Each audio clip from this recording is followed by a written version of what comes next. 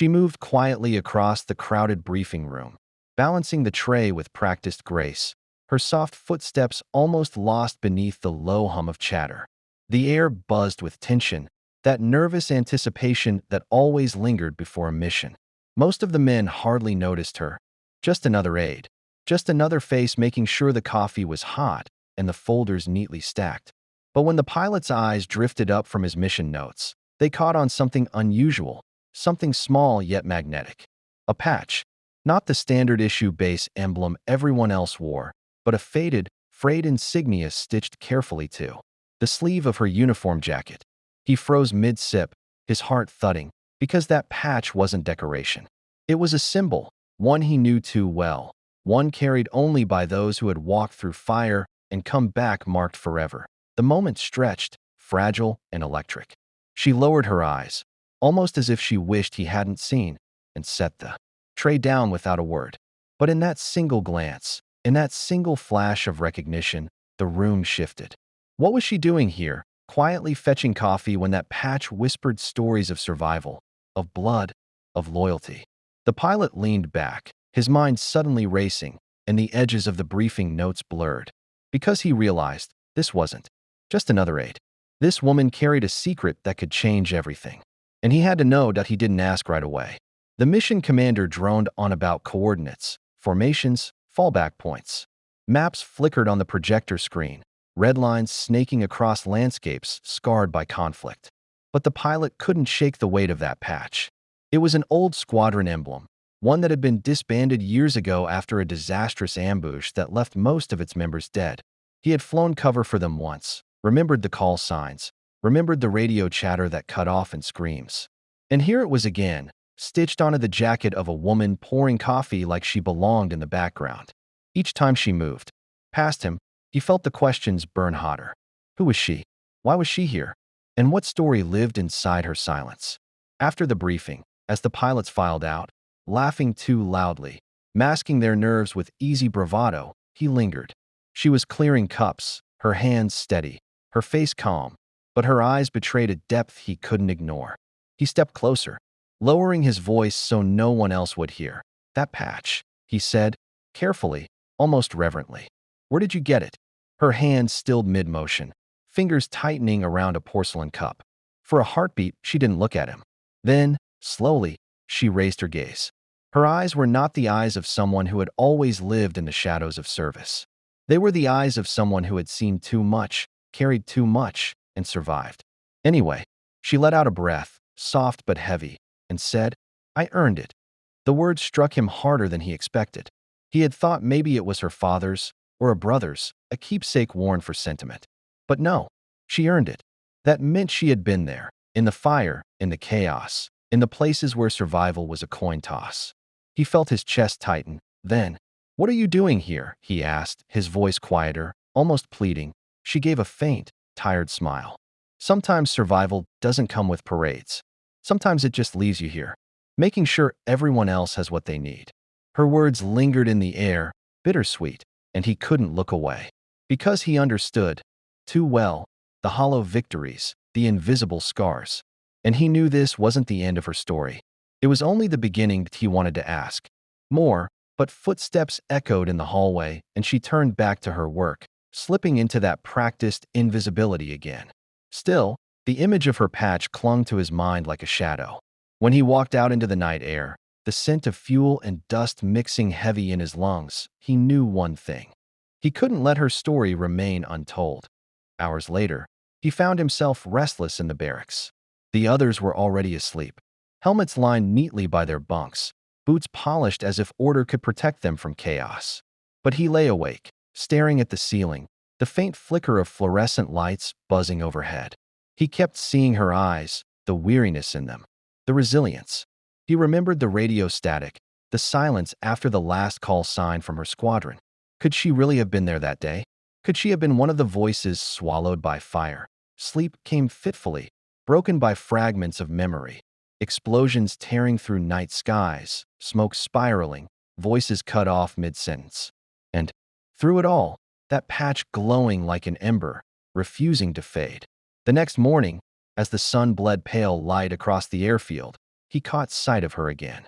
She was moving boxes this time, directing a couple of younger aides with quiet authority. She wasn't just background. She was holding everything together in ways most of the men never even noticed.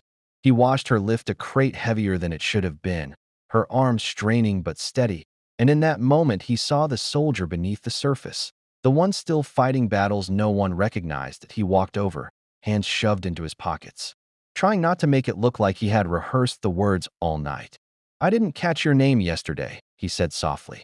She glanced up, pausing just long enough to study him. "Elena," she replied, her voice calm. "Even, Elena," he repeated, testing the weight of it. "I'm Harris." She nodded, politely, then returned to her work, as if that was all the introduction required. But he couldn't let it go. "You were with the 42nd, weren't you?" This time, her movement stopped entirely. She turned, eyes sharp, guarded. "You know the 42nd? I flew cover for you," he said quietly. "The night of the Ridge. I remember the call signs. I remember the silence when they went dark." His throat tightened as the memory cut deeper. "I didn't think anyone made it out." For a long moment, she didn't answer.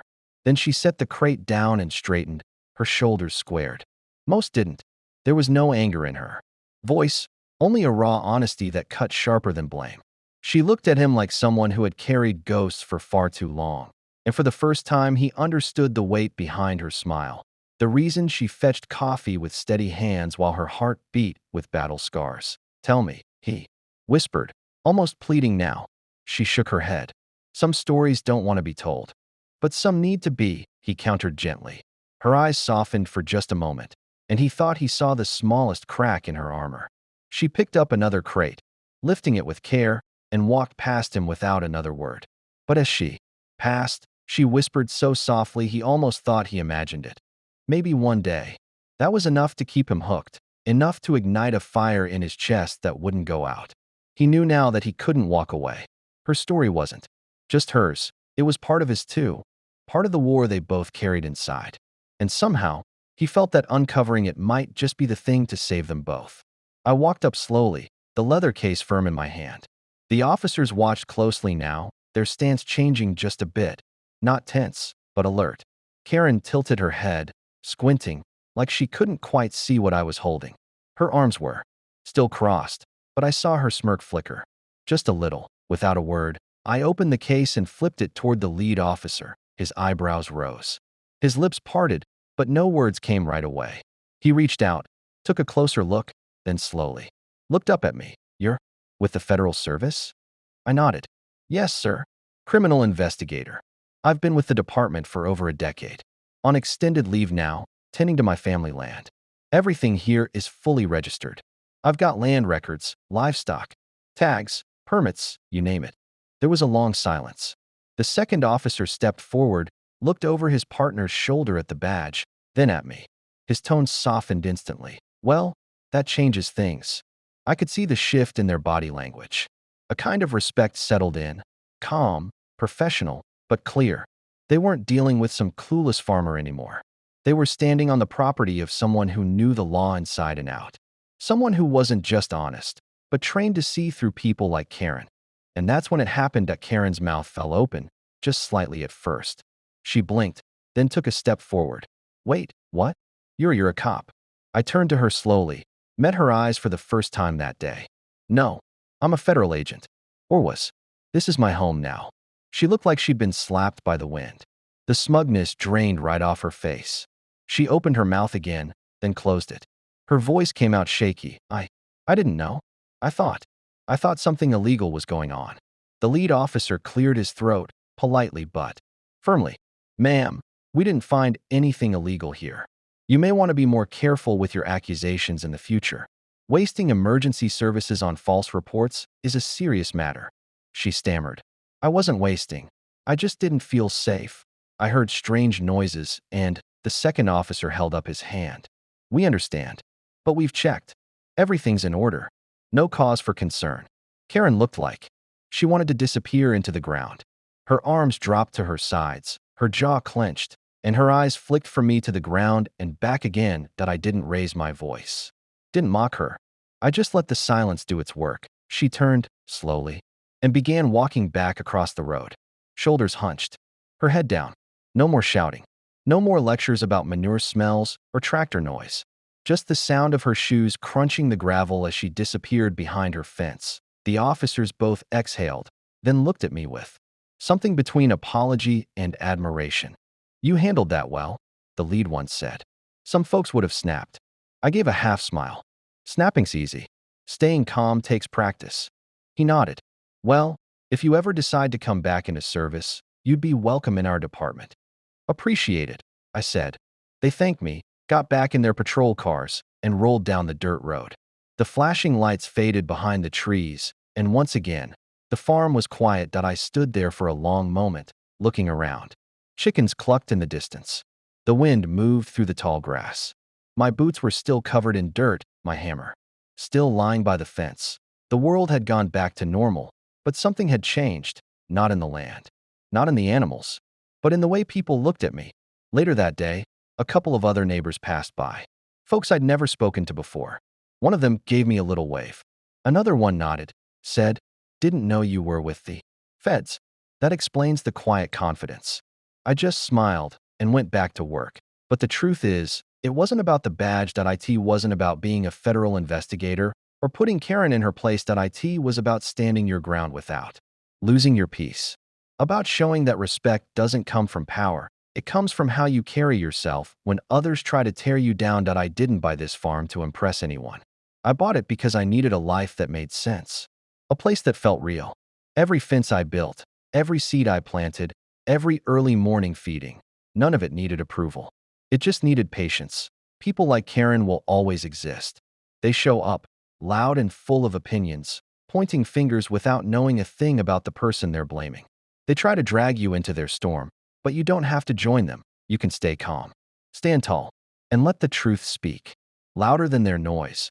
That day wasn't the end of my troubles, but it was the end of my silence. Because sometimes the best way to defend yourself is by showing the world exactly who you are, quietly, confidently, and without raising your voice.